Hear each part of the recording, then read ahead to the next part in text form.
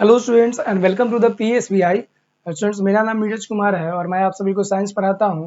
तो अभी हम लोग क्लास 6 का जो चैप्टर 2 है, यानी कि आवर क्लॉथ्स, जिस चैप्टर का हमारा नाम क्या है, आवर क्लॉथ्स के बारे में हम लोग पढ़ रहे हैं। तो पिछले चैप्टर में हम लोगों ने, पिछले क्लास में हम लोगों ने क्या क्या चीज़ें देख लिया था।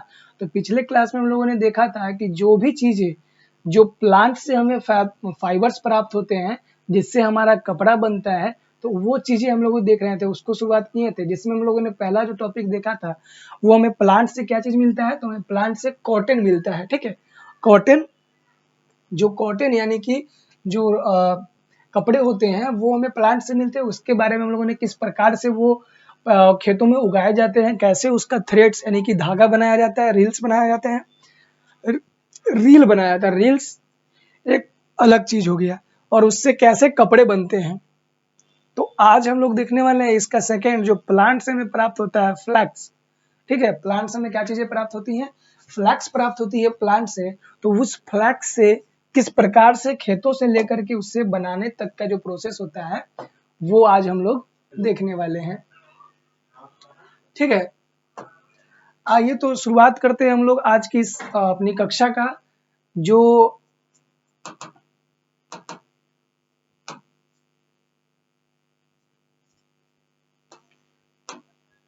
जिसमें हमें फ्लैक्स के बारे में पढ़ना है। आइए शुरुआत करते हैं फ्लैक्स के बारे में। Cloth made from fibres that come from flax plant is known as linen. ठीक है, यानी कि वैसे कपड़े, वैसे फाइबर जो हमें प्लांट से तो प्राप्त होते हैं। ठीक है, प्लांट से प्राप्त होते हैं, लेकिन किस प्लांट से प्राप्त होते हैं, तो वो फ्लैक्स प्लांट से प्राप्त होते हैं। ठीक है, जिसे हम लोग क्या बोलते हैं, लेनिन बोलते हैं, लेनिन। जिसे लेनिन बुलाता है flax plant bearing bright blue bell shaped flower. देखिए, जो हमारा फ्लैक्स का जो प्लांट होता है, इसमें जो होता है एक चमकीला ब्राइट और ब्लू कलर का एक क्या होता है, फूल खिलता है। ठीक है, shaped flower fibre are obtained by pulling up the plant by the root and the soaking them entirely in the water। ठीक है, अब क्या कहा जा रहा है कि ये क्या होता है, इससे हमको फाइबर कैसे प्राप्त होता है। तो इसका जो प्लांट होता है, इसका जो पेड़ होता है, इसको जड़ से हम लोग उखाड़ करके और इसे पानी के अंदर सोक किया जाता है, यानी कि पानी के अंदर इसे फुलाया जाता है। ठीक है, पानी के अंदर फुलाने के बाद क्या होता है, इसके अंदर से हमें entirely in water this soaking last for the several days, और इसे कुछ दिनों के लिए पानी के अंदर एब्जॉर्ब, सुखाया जाता है। इट मेक्स दम straight fibres in the steam losing the they can be removed. और जब ये पानी में अच्छी तरीके से क्या होता है, घुल मिल जाता है, तो इसके अंदर से हमें क्या प्राप्त होता है, जब पानी में घुल मिल जाएगा तो इसके अंदर से हमें लूज होकर के फाइबर यानी कि रेसे प्राप्त होंगे। After soaking the plant are dried, जब ये जल के अंदर, वाटर के अंदर जब इसे सोक कर दिया जाता है, इसे बाहर निकाल करके फिर से इसे सुखाया जाता है। Then they are crushed in the machine to the free the fibres, और इसके अंदर मशीन के अंदर क्रश किया जाता है, और इस क्रशिंग से हमें क्या मिलता है, इस क्रशिंग से हमें फाइबर प्राप्त होता है। The fiber are combed and the sperm in the straight from the bill line in a made. Lenin is a made।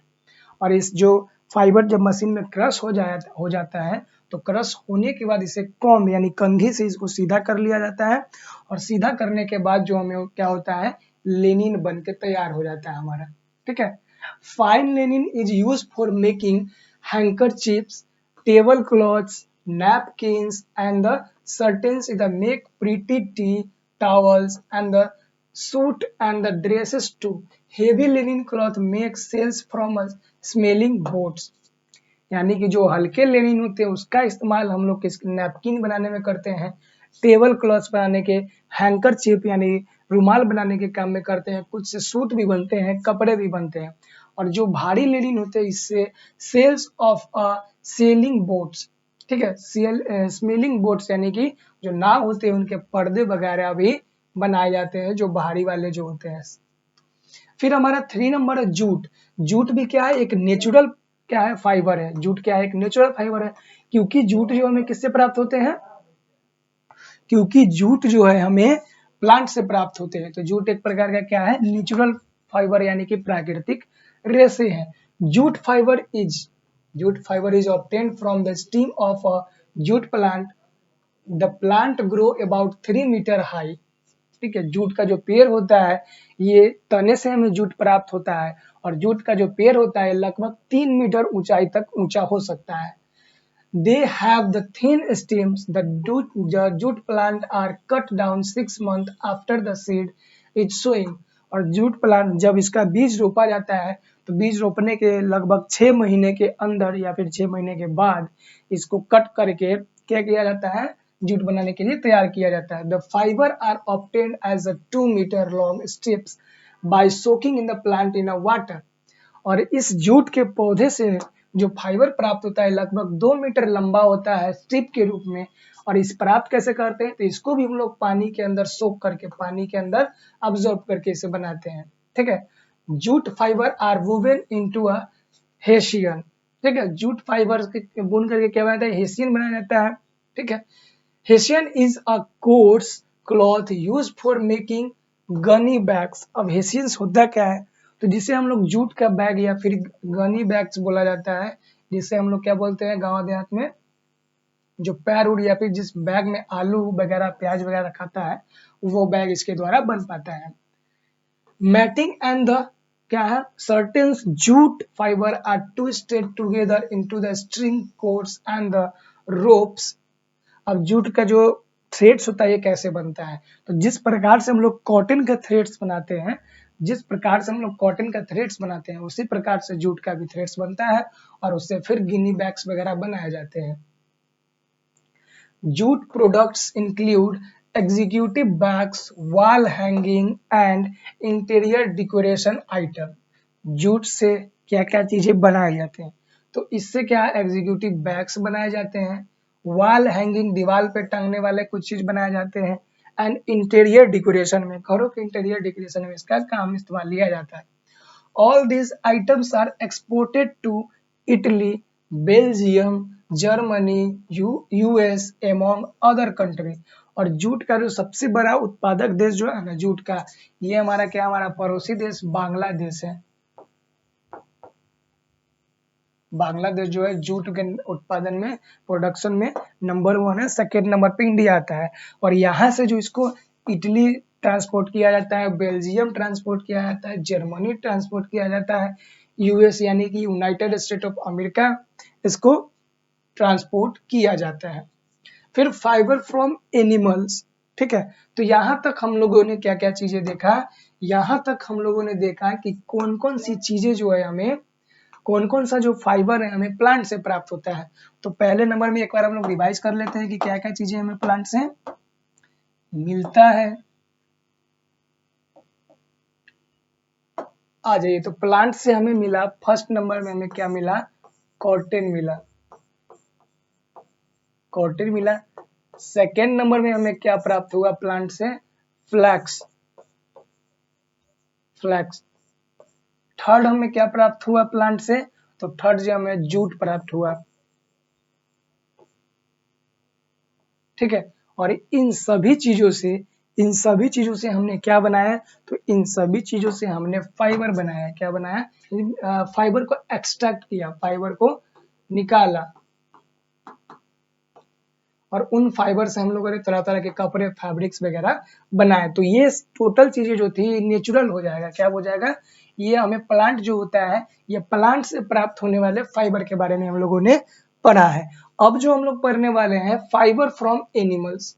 ठीक है, अब हम लोग क्या पढ़ने वाले हैं, यानी कि वैसे फाइबर जो हमें एनिमल से प्राप्त होते हैं। ठीक है, fibre from animals, wool and silk, यानी कि एनिमल से हमें क्या क्या चीज प्राप्त होते हैं, एनिमल से हमें उल प्राप्त होते हैं, उल मतलब क्या होता है, ऊन प्राप्त होते हैं। फिर हमें सिल्क यानी कि रेशम प्राप्त होते हैं एनिमल से। यही दो चीज ना एनिमल से हमें प्राप्त होता है। एनिमल से क्या क्या चीजें प्राप्त होता है, तो एनिमल से हमें पहला जो है ऊन प्राप्त होता है, ऊन। दूसरा सिल्क यानी कि रेशम।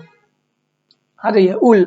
उल is the fine soft hair that from the coats of a sheep.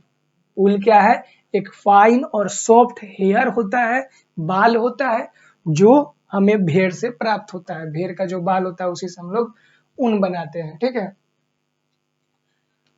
Some wool is obtained from the hair of a goat and the camel। इसमें से कुछ जो है ऊन जो होता है क्या होता है, बकरियों के बाल और ऊंट के बाल होते हैं। तो द wool fiber आर क्या है, clean, washed and strained, then they are spun into the threads or yarn। अब कहा गया है कि जो उल का जो यानी जो हम लोग जंतुओं से, जो जानवर से बाल निकालेंगे, जो भेड़ बकरी से या फिर जो एक कैमल से जो हम लोग बाल निकालेंगे, उस बाल को क्या किया जाएगा, पहले तो वॉश किया जाएगा, यानी कि उसको धोया जाएगा। फिर धोने के बाद क्या किया जाएगा, वॉश करने के बाद उसे क्या किया जाएगा, वॉश करने के बाद उसे स्ट्रेट किया जाएगा, यानी सीधा किया जाएगा। और फिर हम लोग क्या बनाते हैं, थ्रेड्स बनाते हैं।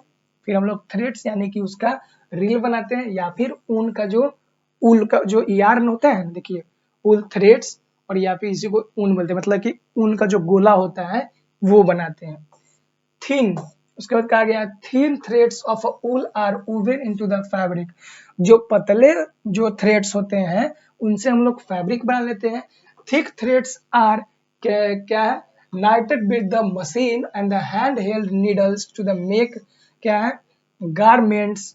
Knitting is a way to interlacing woolen threads so they form a fabric। The knitted woolen fabric is stretchy so it is used for the buttonless क्या है, garments, sweater, socks, etc।